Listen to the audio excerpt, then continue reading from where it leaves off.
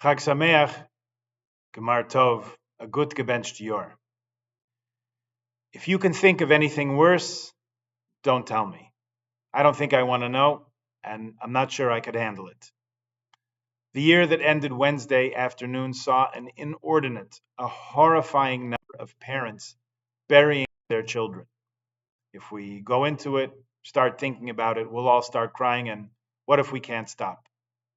How many parents buried their children in the days and weeks and even months following October 7th because it took so long to identify the remains of their children? How many soldiers fell in battle this year defending the Jewish land and the Jewish people? We hope there will be no more. We're all somebody's child, and the parent of us all, our Father in heaven, Avinu Shebashamayim, Avinu Malkeinu, grieves for the loss of each and every one of us. But we're talking here about parents, some of them younger than us, burying their children, victims of terror and murder and hatred in Israel, cut down in the prime of their youth. The day of Rosh Hashanah, in particular, is a day of stock-taking and reflection, not the least of which because our Torah reading tackles head-on the preciousness of a child to a parent, and the parent's realization that, yes, sometimes there are things even more precious. May they never come in conflict. But if 5,784, the year of war that's now concluded, has taught us anything, it's that try as we might, we cannot always fully protect what is most precious and dear to us. Every day, each day of our lives, we're meant to come in contact with this chilling, harrowing, frightening story of the binding of Isaac, Akedat Yitzchak, the near sacrifice by his father Abraham of Isaac. In your Rosh Hashanah Machzor on page 736, it's also there in the morning blessings, way back on page 270, as it is in every Siddur. This passage, chapter 22 of Genesis, is printed there to remind us daily, to bring us into conversation daily with what our ancestors have been willing to do. But on the second day of Rosh Hashanah, we take out a Sefer Torah and we read it publicly as a central focus of our day, together with shofar and musaf. The story you know well. God calls to Abraham, and asks him to bring his son, his only son, whom he loves, Isaac, up to Mount Moriah as an offering there. Abraham rises early in the morning, sets out with wood and fire and a knife. His son asks, "Where is the animal for the offering?" Abraham answers, "God will show us the animal for the offering, my son." And they continue toward Mount Moriah together. When they arrive, Abraham binds his son up on the altar and stretches out his hand with a knife to slaughter him. When an angel of God cries out, "Stop! Don't do anything to the lad. Now I know that you have awe of God." And a ram suddenly appears in his field of vision, caught in the thicket, so Abraham offers that ram in place of his son.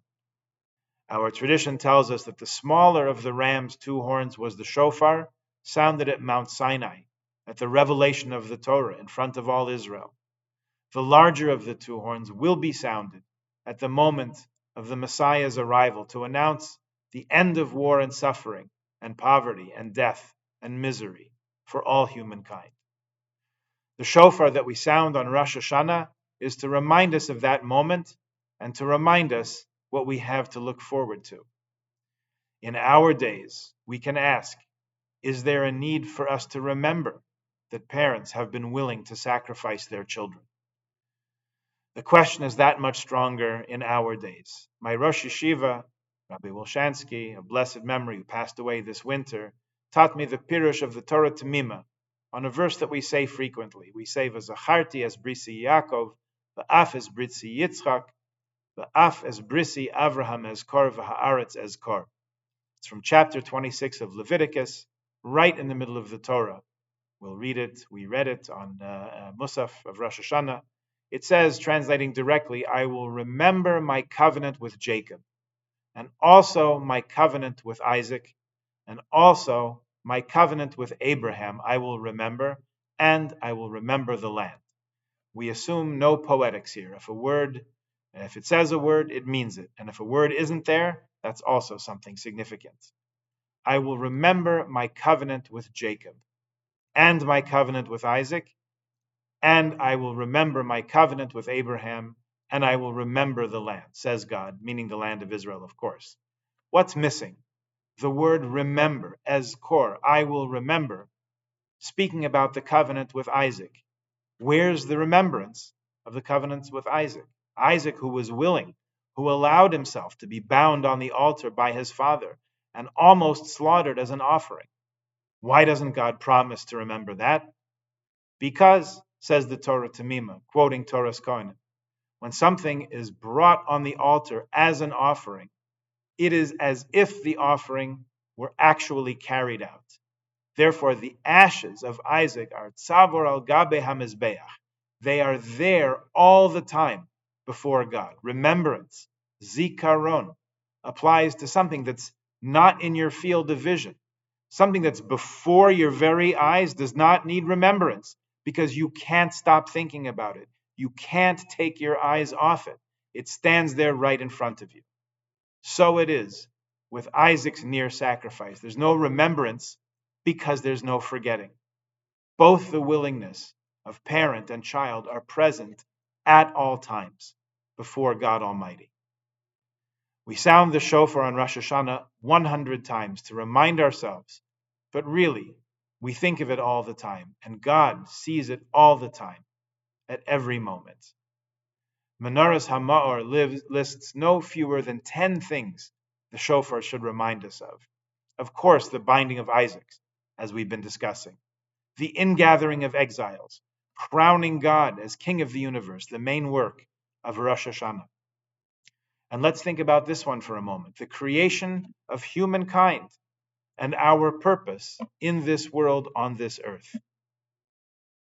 Hayom Harat Olam, we say in Musaf. Today is the birthday of the world. Really, Rosh Hashanah is the birthday of humankind, the 6th day of creation. We were put here to tend the garden and to watch over it, as Genesis says, as stewards of the planet and the top of the food chain. At least I think so. I hope so. The way to do this would have been to follow the instruction manual, of which, in those days, there was one page with one instruction, only one mitzvah. Do not eat the fruit from this tree. For context, we, humankind, which at the time consisted of 2 people, had to keep that one mitzvah, that commandment of thou shalt not, from the time they were created on Friday afternoon, just a little while until Shabbos. It was not a tough mitzvah, and yet you know how the story turned out. So we are still here, and to what purpose? Really the same as always, to make life in the garden better, la'avda or l'shamra, to work it and to protect it. You will note that the Jewish mission is not to convert everyone to Judaism. Who wants that many people at the Kiddush? We're not here to root out infidels. Hard enough getting a minyan as it is.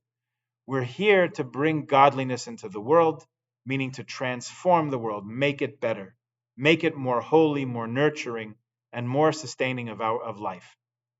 Lately, one of our study groups has been looking into the writings of Rav Kook, the first Ashkenazic chief rabbi of Palestine, who passed away some 89 years ago. Rav Kook was not of the view that being a servant of God is all about fear and subjugation, as much as love and identification. So his reading of the Akedah, of the binding of Isaac, from thoughts written in 1911, explained that idolatry and monotheism were in competition in those days, for sure, perhaps in our days too. The triumph of Abraham's moment here is to show that belief in the one true God would not be a cold, cerebral, intellectual, and uninspiring faith.